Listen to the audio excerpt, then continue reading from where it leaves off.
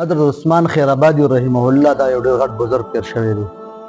د ده یو دوکان و، نو ده چې به کله ګاټ لاړو ده له به دیسي پیسې ورکړې. په هغه زمانه کې د سپینو زرو کمې او د چاندۍ چې کمې سکې وي هغه ټیم کې به هغه چلېدلې. نو ده خواله چې به څوک لاړل ده له به پیسې ورکړې، ده ته پته لګېدله چې دا دیسي پیسې دي. ده بیا هم د هغه ګاټ نه هغه واخیستلې او سودا به یې ورله ورکړه ده. ټول عمر ده دا روټین و چې ده به په دیسي پیسو باندې هم خلکو له سودا ورکوله.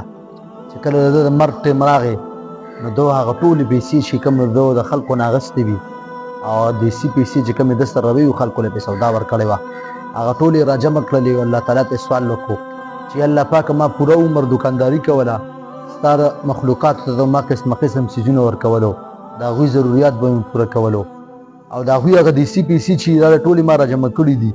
یا الله پاکه زما اعمال او زما څونه عملونه چې دا ټول